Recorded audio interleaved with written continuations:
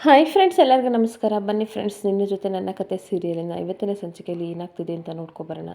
ಅದಕ್ಕೂ ಮುಂಚೆ ಯಾರೆಲ್ಲ ನನ್ನ ವಿಡಿಯೋ ನೋಡ್ತಾ ಇದ್ದಾರೆ ಫ್ರೆಂಡ್ಸ್, ಅವರೆಲ್ಲ ಪುಟ್ಟದೊಂದು ಲೈಕ್ ಮಾಡಿ, ಹಾಗೆ ಸಬ್ಸ್ಕ್ರೈಬ್ ಆಗೋದನ್ನು ಮರಿಬೇಡಿ. ಬನ್ನಿ ಸ್ಟಾರ್ಟ್ ಮಾಡೋಣ. ಫ್ರೆಂಡ್ಸ್, ಮೊದಲಿಗೆ ಇಲ್ಲಿ ಅಜ್ಜಿ ತುಂಬ ಯೋಚನೆ ಮಾಡ್ತಿರ್ಬೇಕಾದ್ರೆ ಅಲ್ಲಿಗೆ ಕಾಫಿ ತಗೊಂಡು ಸಂಗೀತ ಬರ್ತಾಳೆ. ಸಂಗೀತ ಬಂದು ಹೇಳ್ತಾ ಇರ್ತಾಳೆ, ಅಮ್ಮ ಏನು ಯೋಚನೆ ಮಾಡ್ತಿದ್ದೀರಾ ಅಂತ ಅಂದಾಗ, ಬಂಗಾರದಂಥ ಹುಡುಗನ್ನ ಮನೇಲೆ ಇಟ್ಕೊಂಡು ನಮ್ಮ ಶ್ರಾವಣ ಯಾಕೆ ಊರೆಲ್ಲ ಹುಡುಕ್ತಿದ್ದೇನೆ ಅಂತ ಅಂದಾಗ, ಈ ಕಡೆ ಸಂಗೀತನಿಗೆ ಸ್ವಲ್ಪ ಶಾಕ್ ಆಗ್ತಾ ಇರುತ್ತೆ.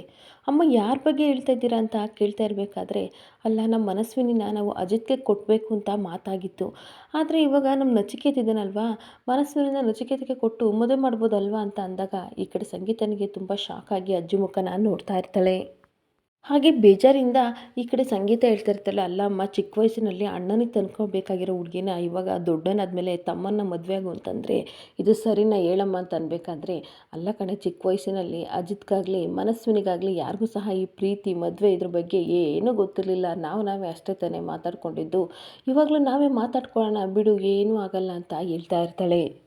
ಹಾಗೆ ಅವರು ಚಿಕ್ಕ ವಯಸ್ಸೇ ಅಲ್ವಾ, ಅವ್ರಿಗೆ ಏನು ಗೊತ್ತಾಗ್ತಿರ್ಲಿಲ್ಲ ಕಣೆ ಅಂತ ಅನ್ಬೇಕಾದ್ರೆ, ನೀನು ಹೇಳೋದೇನೋ ಸರಿ ಅಮ್ಮ, ಆದರೆ ಅಂಜು ಮಾತ್ರ ಈ ಕಡೆ ನಮ್ಮ ಅಜಿತ್ನ ಮನಸ್ಸಲ್ಲಿ ಇಟ್ಕೊಂಡೆ ಕೊರಗ್ತಾ ಇದ್ದಾಳೆ, ಆದರೆ ಮನಸ್ವಿನಿ ಮಾತ್ರ ಕೊರಗ್ತಾ ಇಲ್ಲ ಅಂತ ಹೇಳ್ತಿರ್ಬೇಕಾದ್ರೆ, ಅದನ್ನೇ ನಾನು ಹೇಳ್ತಿರೋದು. ಮನಸ್ವಿನಿನ ನಾವು ಯಾಕೆ ನಚಿಕೇತಿಗೆ ತಂದ್ಕೋಬಾರ್ದು, ಅದನ್ನು ಹೇಳ್ತಾ ಇದ್ದೀನಿ, ಅರ್ಥ ಮಾಡ್ಕೊ ಅಂತ ಹೇಳ್ತಾ ಇರ್ತಾಳೆ. ಹಾಗೆ ನಾವು ಅಂದ್ಕೊಂಡಾಗೆ ನಚಿಕೇತನ ಮನಸ್ವಿನಿಗೆ ಕೊಟ್ಟು ಮದುವೆ ಮಾಡಿದರೆ ಈ ಕಡೆ ಶಾರದನ ಆಸೆನೂ ಸಹ ಈಡೇರಿಸುತ್ತೆ ಕಣೆ, ಅರ್ಥ ಮಾಡ್ಕೊಳ್ಬೇಕಾದ್ರೆ. ನೋಡಮ್ಮ, ತನ್ನ ತಮ್ಮನ ಮಗಳನ್ನ ನನ್ನ ಮಗ ಮದುವೆ ಆಗ್ತಾನೆ ಅಂದರೆ ಎಲ್ಲರಿಗಿನ್ನ ಖುಷಿ ಪಡೋದು ನಾನೇ. ಆದರೆ ನೀನು ಜೋಕ್ದೇವ ಮಾತಾಡಿದ್ದನ್ನು ಗಮನಿಸ್ತಾ, ನಚ್ಚಿ ಮನಸ್ಸಲ್ಲಿ ಯಾವುದೋ ಹುಡುಗಿ ಇದ್ದಾಳೆ ಅನ್ನೋ ರೀತಿ ತಾಯಿ ಹೇಳ್ತಾ ಇದ್ರು, ಅದನ್ನು ನೀನು ಅಬ್ಸರ್ವ್ ಮಾಡಲಿಲ್ವಾ ಅಂತ ಹೇಳ್ತಾ ಇರ್ತಾಳೆ. ಹಾಗೆ ನಮ್ಮ ನಚ್ಚಿ ಈಗಿನ ಕಾಲದವನಮ್ಮ, ಫಾರಿನಲ್ಲಿ ಬೇರೆ ಓದಿ ಬಂದಿದ್ದಾನೆ, ಅವನಿಗೆ ಪ್ರೀತಿ ಗೀತಿ ಆಗಿಲ್ದಲೇ ಇರುತ್ತಮ್ಮ, ಖಂಡಿತ ಆಗಿರುತ್ತೆ. ನಮ್ಮ ಶ್ರವಣ ನಚ್ಚಿ ಏಜ್ನ ದಾಟಿ ಬಂದಿದ್ದಾನೋ, ಅವನಿಗೆ ಅರ್ಥ ಆಗಿರುತ್ತೆ. ಅದಕ್ಕೋಸ್ಕರ ಮನಸ್ವಿನಿಗೆ ಬೇರೆ ಹುಡುಗನ ಹುಡುಕ್ತಾ ಇರೋದು, ಅದನ್ನು ಅರ್ಥ ಮಾಡ್ಕೊಳ್ಳಿ ಅಮ್ಮ ಅಂತ ಹೇಳ್ತಾ ಇರ್ತಾಳೆ. ಹಾಗೆ ನನ್ನ ಮಗ ಅಜಿತ್ ವಿಷಯದಲ್ಲಿ ಅಂಜುನ ತಂದ್ಕೋತೀವಿ ಅಂತ ಹಾಗೆ ಅಂದ್ಕೊಂಡಿದ್ವಿ, ಆದರೆ ಏನೆಲ್ಲ ಆಗೋಯ್ತು, ಎಷ್ಟು ಮನಸ್ಸುಗಳು ಒಡೆದೋಯ್ತು, ಅದು ನಿನಗೂ ಗೊತ್ತು. ಇದರಿಂದ ತುಂಬ ಬೇಜಾರಾಗಿದೆ ಎಲ್ಲರಿಗೂ. ಮತ್ತು ನಾವು ನಚಿಕೇತ್ ವಿಷಯದಲ್ಲೂ ಸಹ ನಾವು ತಪ್ಪು ಮಾಡಿದರೆ ಮತ್ತೆ ಅದನ್ನು ಅನುಭವಿಸೋಕ್ಕಾಗಲ್ಲ ಅಮ್ಮ, ಮತ್ತೆ ನಮ್ಮಿಂದ ತಪ್ಪು ಮಾಡ್ಕೊಳ್ಳೋದು ಬೇಡ, ಸ್ವಲ್ಪ ಯೋಚನೆ ಮಾಡಿ ಅಂತ ತಾಯಿಗೆ ಹೇಳ್ತಾ ಇರ್ತಾಳೆ. ಅಮ್ಮ, ನನಗೇನು ಶ್ರವಣ್ ಮಾಡ್ತಾ ಇರೋದು ಕರೆಕ್ಟ್ ಅಂತ ಅನಿಸುತ್ತೆ, ಅದನ್ನು ನಾವು ಗೌರವಿಸಬೇಕು ಕಣಮ್ಮ ಅಂತ ಯೋಚನೆ ಮಾಡು ಅಂತ ಅಂದಾಗ, ಹ್ಞೂ ಕರೆಕ್ಟ್ ಅಂತ ಅಜ್ಜಿನೂ ಸಹ ಕತ್ತಲಡಿಸ್ತಿರ್ಬೇಕಾದ್ರೆ, ಸರಿಯಮ್ಮ, ಕಾಫಿ ತಣ್ಣಗಾಗಿದೆ, ನಾನು ಸ್ವಲ್ಪ ಬಿಸಿ ಮಾಡ್ಕೊಬರ್ತೀನಿ ಅಂತ ಸಂಗೀತ ಹೋಗ್ತಾ ಇರ್ತಾಳೆ. ಇನ್ನೊಂದು ಕಡೆ ಸ್ಟೇಷನಲ್ಲಿ ಈ ಕಡೆ ಅಜಿತ್, ಭೂಮಿ ಹಾಗೆ ಸತ್ಯನ ಎಲ್ಲರೂ ಕೂತಿರ್ಬೇಕಾದ್ರೆ, ಈ ಕಡೆ ಭೂಮಿ ಹೇಳ್ತಾ ಇರ್ತಾಳೆ, ಸತ್ಯನ ಕೆಲವ್ರ ಮನಸ್ಸನ್ನ ಎಷ್ಟು ದಿನಗಳಿದ್ದರೂ ಸಹ ಅರ್ಥ ಮಾಡ್ಕೊಳಕ್ಕಾಗಲ್ಲ ಅಂತ ಅನ್ಬೇಕಾದ್ರೆ, ಅದು ಯಾವ ಥರ ಅಂತ ಸತ್ಯನ ಹೇಳ್ತಾ ಇರ್ತಾನೆ. ಅದೇ ಓಪನ್ ಮಾಡೋಕ್ಕಾಗ್ದಿರೋ ಕೀ ಥರ ಇರುತ್ತಲ್ಲ, ಆ ರೀತಿ. ಹಾಗೆ ಬಿಡ್ಸೋಕ್ಕಾಗಲ್ವಲ್ಲ, ಒಗಟಿರುತ್ತಲ್ಲ, ಆ ರೀತಿ ಒಳ್ಳೆ ಪೊಲೀಸ್ ಸ್ಟೇಷನಲ್ಲಿರೋ ಕಳ್ಳನ ಥರ ಅಂತ ಅಜಿತ್ ಮುಖನ ನೋಡ್ತಿರ್ಬೇಕಾದ್ರೆ, ಅವನು ಕಣ್ ಬಿಟ್ಟು ನೋಡ್ತಿರ್ಬೇಕಾದ್ರೆ, ಅಪ್ಪ ಅಪ್ಪ, ಬೆಂಕಿ ಸತ್ತಣ್ಣ, ಅವ್ರ ಕಣ್ಣಲ್ಲಿ ಬೆಂಕಿ ಬೆಂಕಿ ಬರ್ತಿದೆ ಅಂತ ಅಜಿತ್ನ ಆಡ್ಕೋತಾ ಇರ್ತಾಳೆ. ಇನ್ಮೇಲೆ ಟೀ ಕಾಸೋಕ್ಕೆ ನಾನು ಗ್ಯಾಸು ಸಿಲಿಂಡ್ರ್ ಏನು ಯೂಸ್ ಮಾಡಲ್ಲ, ಇವ್ರ ಕಣ್ಣೇ ಯೂಸ್ ಮಾಡ್ತೀನಿ, ಏಕೆಂದರೆ ಬೆಂಕಿ ಬೆಂಕಿ ಥರ ಕಂಡುಬಿಡ್ತಾರೆ ಅಂತ ಅನ್ಬೇಕಾದ್ರೆ, ಈ ಕಡೆ ಸತ್ಯನೇ ಹೇಳ್ತಾ ಇರ್ತಾರೆ, ಅಲ್ಲಮ್ಮ, ಏನು ಮಾತಾಡ್ತಿದ್ದೆ ನೀನು, ಏನು ಮಾತಾಡ್ತಿದ್ದೆ ನನಗೆ ಅರ್ಥ ಆಗ್ತಿಲ್ಲ, ಪಾಪ ಇನ್ನು ಅವನಿಗೇನು ಅರ್ಥ ಆಗುತ್ತೆ, ನಿನ್ನನ್ನು ಬಾಯ್ ಬಡ್ಕಿಂತ ಅಂತಾನಲ್ಲ, ಅದ್ರಲ್ಲಿ ತಪ್ಪೇನಿಲ್ಲ ಬಿಡು, ಕರೆಕ್ಟಾದ ಹೆಸ್ರನ್ನ ನಿನಗಿಟ್ಟಿದ್ದೇನೆ ಅಂತ ಹೇಳ್ತಾ ಇರಬೇಕಾದ್ರೆ, ಅಯ್ಯೋ ಸತ್ಯಣ್ಣ, ಏನು ಗೊತ್ತಾ, ದೊಡ್ಡ ಸಾಹೇಬರು ಅಶ್ವಿನಿಗೆ ಗಂಡು ನೋಡ್ತಿದ್ರು ಅಂತ ಅನ್ಬೇಕಾದ್ರೆ, ಅಷ್ಟೇ ತಾನೇ ಬಿಡು, ಗಂಡು ನೋಡಿದರೆ ಇವನಿಗೇನಾಗುತ್ತಂತೆ ಅಂತ ಅನ್ಬೇಕಾದ್ರೆ, ಹೌದು, ಅವಳು ದೊಡ್ಡ ಫ್ರಾಡ್ ಅಂತ ನಮ್ಮ 3 ಜನಕ್ಕೂ ಗೊತ್ತು ತಾನೆ, ಹೇಗೂ ಮದುವೆ ಆಗಿ ಬೇರೆ ಮನೆಗೆ ಹೋಗ್ತಾಳೆ ಅಂತ ಇವರು ಖುಷಿ ಪಡ್ಬೇಕು ತಾನೆ, ಅದನ್ನು ಬಿಟ್ಟು ದೇವದಾಸ್ ಥರ ಏನೋ ಇವ್ರ ಹುಡುಗಿನೇ ಕೈ ಜಾರಿ ಹೋಗ್ತಾ ಇದ್ದಾಳೆ ಏನೋ ಅನ್ನೋ ರೀತಿ ದೇವದಾಸ್ ಥರ ಹಾಕ್ಕೊಂಡು ಮುಖನ ಸಪ್ಪೆ ಮೋರಿ ಹಾಕ್ಕೊಂಡು ಗುರಾಯಿಸ್ಕೊಂಡು ನೋಡ್ತಾ ಇದ್ರು ಅಂತ ಅನ್ಬೇಕಾದ್ರೆ, ಮತ್ತೆ ಈ ಕಡೆ ಅಜಿತ್ ಹೇಳ್ತಾ ಇರ್ತಾನೆ, ಅದಕ್ಕೆ ನಿನ್ನನ್ನು ಎಳೆ ಕೂಸು ಅಂತ ಅನ್ನೋದು ಯಾಕೆ ಹೇಳು, ಎಳೆಸ್ಲು ಅಂತ ಅನ್ನೋದು ಇದಕ್ಕೆ ಅಂತ ಹೇಳ್ತಾ ಇರ್ತಾನೆ.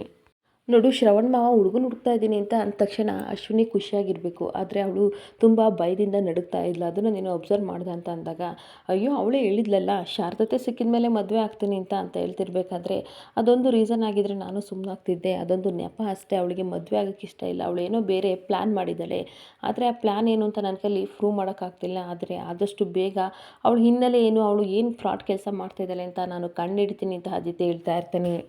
ಆಗ ಭೂಮಿ ಹೇಳ್ತಾ ಇರ್ತಾರೆ, ನೀವೇನೇ ಅಂದರೆ ನಿಮ್ಮ ಮಾತಿನ ಮೇಲೆ ನನಗೆ ನಂಬಿಕೆ ಇಲ್ಲ ಅಂತ ಹೇಳ್ತಾ ಇರಬೇಕಾದ್ರೆ, ಈ ಕಡೆ ಸತ್ಯಣ್ಣ ಹೇಳ್ತಾ ಇರ್ತಾನೆ, ಹೌದು, ಅವಳು ನಂಬಲ್ಲ, ಅವಳು ಯಾವಾಗ ಗೊತ್ತಾ ನಿನ್ನನ್ನು ನಂಬೋದು, ನೀನು ಇನ್ನೊಂದು ಯಾವ್ದಾರೋ ಹುಡುಗಿ ಜೊತೆ ಲವ್ ಮಾಡಿಕೊಂಡು ಹಾಗೆ ಅವಳ ಜೊತೆ ಡೀಪಾಗಿ ಇರಬೇಕಾದ್ರೆ ಇವಳಿಗೆ ಜಲಸ್ ಬರುತ್ತಲ್ಲ, ಜಲಸ್ಸು, ಅವಾಗ ಇವಳು ನಂಬ್ತಾಳೆ ಅಂತ ಹೇಳ್ತಿರ್ಬೇಕಾದ್ರೆ ಭೂಮಿ ಸಿಕ್ಕಾಪಟ್ಟೆ ನಗಾಡ್ತಾ ಇರ್ತಾಳೆ.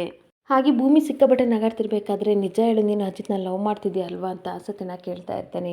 ನಾನು ಅದಕ್ಕೆಲ್ಲ ನಗಾಡಿದ್ದು, ನೀವು ಮೊದಲಿನ ಸತ್ಯನ ಥರ ಜೋಕ್ ಮಾಡಿದ್ರಲ್ಲ ಅದಕ್ಕೆ ನಗಾಡಿದೆ. ನೋಡಿ ಸತ್ಯಣ್ಣ, ನೀವು ಮೊದಲಿನ ಥರ ಆಗ್ಬಿಟ್ಟಲ್ಲ, ನನಗೆ ಅದೇ ಖುಷಿ. ನನ್ನ ಮುದ್ದು ಸತ್ಯಣ್ಣ ಅಂತ ದೃಷ್ಟಿ ತೆಗಿತಿರ್ಬೇಕಾದ್ರೆ ಈ ಕಡೆ ಅಜಿತ್ ಹೇಳ್ತಾ ಇರ್ತಾನೆ, ಇದಕ್ಕೆ ಭೂಮಿಗೆ 100% ನನ್ನ ಸಪೋರ್ಟು ಇದ್ದೇ ಇರುತ್ತೆ. ನೀವು ಆ ಸಾಕ್ಷಿ ಗೊಂಗಲೇ ಯಾವಾಗಲೂ ಇರ್ತೀರ, ಅದನ್ನು ಮರೆತು ನಮ್ಮ ಜೊತೆ ಯಾವಾಗಲೂ ಈ ರೀತಿ ಖುಷಿಯಾಗಿದ್ದರೆ ಅದೇ ಖುಷಿ ಅಂತ ಅನ್ಬೇಕಾದ್ರೆ ಸತ್ಯಣ್ಣ ಹೇಳ್ತಾ ಇರ್ತಾನೆ, ಓ ಹೌದು, ಹಾಗಾದರೆ ನಿಮ್ಮಿಬ್ಬರನ್ನ ಕಾಲೆಳ್ಕೊಂಡು ನಾನು ಬ್ರಹ್ಮಚಾರಿಯಾಗಿ ಇದ್ಬಿಡ್ಬೇಕಾ ಅಂತಂದಾಗ, ಬೇಡ ಬೇಡ ಬೇಡ, ಮುಂದೊಂದು ದಿನ ನಿಮಗೂ ನಾವು ಮದುವೆ ಮಾಡ್ತೀವಿ ಅಂತ ರೇಗಿಸ್ತಿರ್ಬೇಕಾದ್ರೆ ಎಲ್ಲರೂ ಖುಷಿಯಿಂದ ಹಗ್ ಮಾಡಿಕೊಂಡು ನಗಾಡ್ತಾ ಇರ್ತಾರೆ. ಹಾಗೆ ಇನ್ನೊಂದು ಕಡೆ ದೇವಿಯನಿ, ಅಂಜನಾ ಹಾಗೆ ಮನಸ್ವಿನಿ ಶ್ರವಣ್ ಜೊತೆ ಮಾತಾಡೋಕ್ಕೆ ಅಂತ ಬಂದಿರಬೇಕಾದ್ರೆ ಈ ಕಡೆ ಮನಸ್ವಿನಿ ಬೇಕು ಬೇಕು ಅಂತ ಕಣ್ಣೀರು ಹಾಕ್ಕೊಂಡು ಹೇಳ್ತಾ ಇರ್ತಾಳೆ, ಅಪ್ಪ ನಾನು ಇತ್ತೀಚೆಗಷ್ಟೇ ನಿಮಗೆ ಸಿಕ್ತೆ, ಅಲ್ಲಿವರೆಗೂ ನಾನು ಅನಾಥಾಶ್ರಮದಲ್ಲೇ ಬೆಳೆದೆ. ಇತ್ತೀಚೆಗಷ್ಟೇ ನೀವೆಲ್ಲ ಸಿಕ್ಕಿದ್ರಲ್ಲ ಅಂತ ತುಂಬ ಖುಷಿಯಿಂದ ನಾನು ಜೀವನದಲ್ಲಿ ಖುಷಿನ ಕಂಡುಕೊಂಡು ಖುಷಿಯಾಗಿದ್ದೆ. ಅಂಥದ್ರಲ್ಲಿ ಇವಾಗ ಏನೋ ಮೊನ್ನೆ ಅಪ್ಪು ಮಾತನ್ನ ಕೇಳಿಕೊಂಡು ಭೂಮಿಗೆ ಕಾಲಿಗೆ ಗ್ಲಾಸ್ ಚುಚ್ಚೋ ರೀತಿ ಮಾಡಿದೆ, ಅದೊಂದು ಕಾರಣಕ್ಕೆ ನೀವು ಇಷ್ಟು ದೊಡ್ಡ ಶಿಕ್ಷೆನ ಕೊಡ್ತಾ ಇದ್ದೀರಾ, ನನ್ನ ಮದುವೆ ಮಾಡೋಕ್ಕೆ ಹೊರಟಿದ್ದೀರಾ ಅಂತ ಅನ್ಬೇಕಾದ್ರೆ, ನೋಡು ಕಂದ ಕಣ್ಣೀರು ಒರೆಸ್ಕೊ, ನಾನು ಆ ಒಂದು ವಿಷಯಕ್ಕೋಸ್ಕರ ನಾನು ಈ ದೊಡ್ಡ ಡಿಸಿಷನ್ನ ತೊಗೊಂಡಿಲ್ಲ. ಪರ್ಸನಲಿ ನನಗೆ ನೀನು ಭೂಮಿಗೆ ಆ ರೀತಿ ಮಾಡಿದ್ದು ತುಂಬ ಬೇಜಾರಾಗಿದೆ.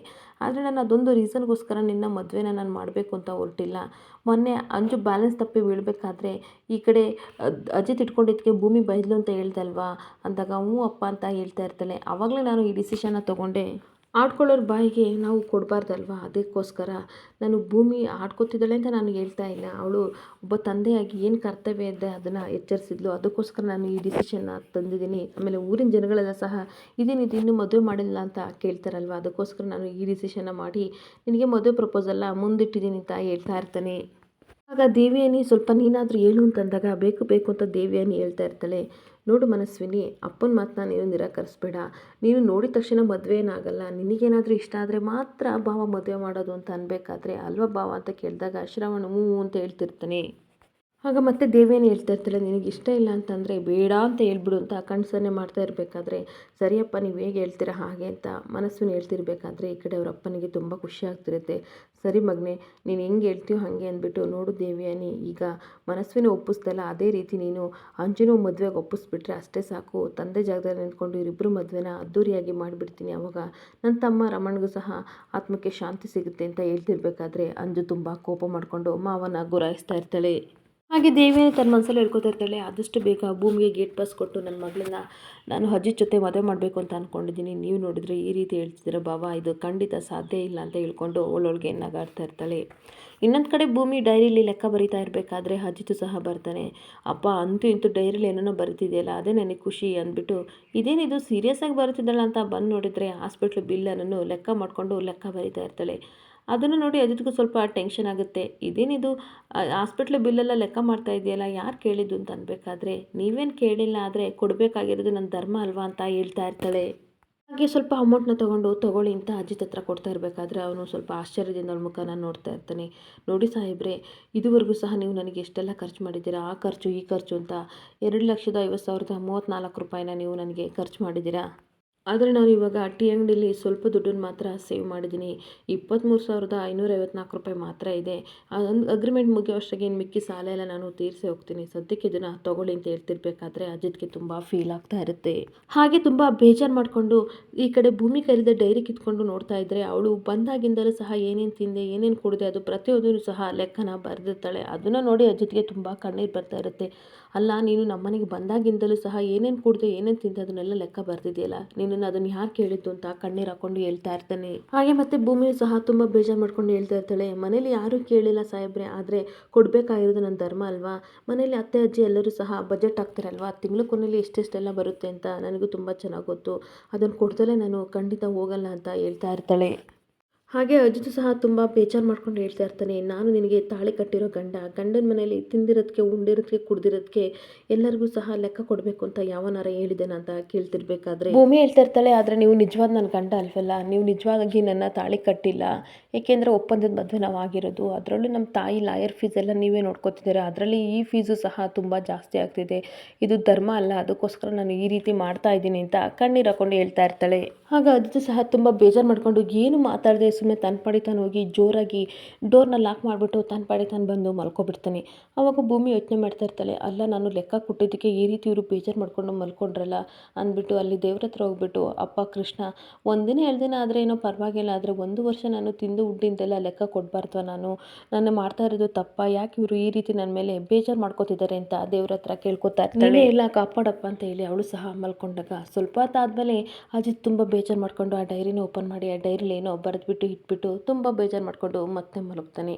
ಇನ್ನೊಂದು ಕಡೆ ಅಂಜನಾ ತನ್ನ ಅಮ್ಮನಿಗೆ ಹೇಳ್ತಾ ಇರ್ತಾಳೆ, ಅಲ್ಲ ಮಾಮ್, ನೀನು ಕೂಡ ಆಸೆಗೆ ಎಂಜ್ಲಿ ಕಾಸಿಗೆ ಆಸೆ ಪಟ್ಟು ಮನಸ್ವಿನಿಯಾಗಿ ಆಕ್ಟ್ ಮಾಡೋಕ್ಕೆ ನಮ್ಮ ಮನೆಗೆ ಬಂದಳು ಅಂಥವಳನ್ನ ದೊಡ್ಡಪ್ಪ ಮದುವೆ ಮಾಡ್ತೀನಿ ಅಂತ ಹೇಳ್ತಾ ಇದ್ದೀರಲ್ಲ, ಅದೇನೋ ಹೇಳ್ತಾರಲ್ಲ ಭಿಕ್ಷುಕನ ಬೀಗ್ರುಟಿಗೆ ಕರ್ಕೊಂಡೋಗಿ ಕೂರಿಸ್ತಾರಲ್ಲ ಆ ರೀತಿ ಆಗಿದೆ ಅಂತ ಹೇಳ್ತಾ ಇರ್ತಾಳೆ. ಅಲ್ಲ ಮಾಮ್, ಶ್ರವಣ್ ಮಾವ ಹುಡುಗ್ತಾ ಇದ್ದೀನಿ ಮದುವೆ ಆಗು ಅಂತ ಹೇಳಿದ್ರಲ್ಲ, ಅದಕ್ಕೆ ಏನಾದರೂ ಅವಳು ಎಸ್ ಅಂದಿದ್ರೆ ನೀನು ಕೊಡೋ ದುಡ್ಡಕ್ಕಿನ್ನ 100 ಟೈಮ್ಸ್ ಅವಳಿಗೆ ದುಡ್ಡು ಸಿಗ್ತಾ ಇತ್ತು. ಅವಳು ಎಸ್ ಅನ್ನೋದ್ಬಿಟ್ಟು ಯಾಕೆ ಮಾಮ್ ನೋ ಅಂತ ಅಂತಿದ್ದಾಳೆ ಅಂತ ಅನ್ಬೇಕಾದ್ರೆ ನಾನು ಅದನ್ನು ಯೋಚನೆ ಮಾಡ್ತಾ ಇದ್ದೀನಿ ಅಂತ ಹೇಳ್ತಾ ಇರ್ತಾಳೆ.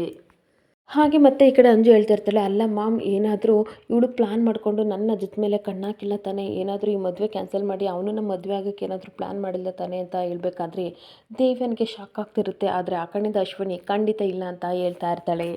ಖಂಡಿತ ಇಲ್ಲ, ನಮ್ಮ ತಂದೆ ಮೇಲೆ ಆಣೆ ಮಾಡಿ ಹೇಳ್ತೀನಿ, ನನಗೆ ಅಜಿತ್ನ ಮದುವೆಗೆ ಈ ಮನೆ ಸೊಸೆ ಆಗಬೇಕನ್ನೋ ಆಸೆ ಏನು ಖಂಡಿತ ಇಲ್ಲ ಅಂತ ಅನ್ಬೇಕಾದ್ರೆ ಮತ್ತೆ ಯಾಕೆ ಮದುವೆಗೆ ಒಪ್ತಾ ಇಲ್ಲ ಅಂತ ಅಂಜು ಕೇಳ್ತಿರ್ಬೇಕಾದ್ರೆ, ನಾನು ಇಲ್ಲಿಗಲ್ ಕೆಲಸ ಮಾಡ್ತೀನಿ ನಿಜ, ಅದರಲ್ಲೂ ಸ್ವಲ್ಪ ಎಥಿಕ್ಸ್ ಇದೆ, ಹಂಗಂತ ನಾನು ದೇವ್ಯಾನಿ ಮ್ಯಾಮ್ ಏನು ಹೇಳಿದರೆ ಆ ಕೆಲಸ ಮಾಡೋಕ್ಕಷ್ಟೇ ನಾನು ಬಂದಿರೋದು. ಆಮೇಲೆ ಕೆಲಸ ಮುಗಿದ್ಮೇಲೆ ನಾನು ನನ್ನವರು ಅಂತ ಇರೋರ ಕಡೆ ನಾನು ಹೋಗ್ತೀನಿ ಅಂತ ಹೇಳ್ತಾ ಇರಬೇಕಾದ್ರೆ ದೇವ್ಯನಿಗೆ ಖುಷಿ ಆಗ್ತಿರುತ್ತೆ. ಮತ್ತೆ ಅಶ್ವಿನಿ ಹೇಳ್ತಾ ಇರ್ತಾಳೆ, ಖಂಡಿತ ನಾನು ಈ ಮದುವೆಯ ಕೆಲಸನ ಮಾಡೋಕ್ಕೆ ಮುಂದುವರಿಸ್ತೀನಿ, ಆದರೆ ನಾನು ಹುಡುಗನ ಮಾತ್ರ ಒಪ್ಪೋದು ಇಲ್ಲ, ಮದುವೆ ಆಗಲ್ಲ ಅಂತ ಅಂದಾಗ ವೆರಿ ಗುಡ್, ಆದರೆ ನೀನು ಬದ್ರ ಮೂಲಕ ನನಗೆ ಸಿಕ್ಕಿದ್ದು, ಆದರೆ ನೀನು ಯಾರು, ನೀನು ಎಲ್ಲಿಂದ ಬಂದೆ ಹಿನ್ನೆಲೆ ನನಗೆ ಗೊತ್ತಿಲ್ಲ. ಹೌದು, ನಿಮ್ಮ ಅಪ್ಪ ಅಮ್ಮ ಯಾರೋ, ನಿಂದು ಯಾವ ಊರು, ನೀನೇನು ಕೆಲಸ ಮಾಡ್ತಿದ್ದೀಯ ಅಂತ ಅವ್ರಿಗೆ ಗೊತ್ತಾ ಅಂತ ಅನ್ಬೇಕಾದ್ರೆ ಈ ಕಡೆ ಅಶ್ವಿನಿಗೆ ತುಂಬ ಶಾಕ್ ಆಗ್ತಿರುತ್ತೆ. ಇಲ್ಲಿಗೆ ಸಂಚಿಕೆ ಎಂಡ್ ಆಗ್ತಿದೆ. ಈ ವಿಡಿಯೋ ಇಷ್ಟ ಆದರೆ ಪುಟ್ಟದೊಂದು ಲೈಕ್ ಮಾಡಿ, ಫಾಲೋ ಮಾಡಿ. Thank you.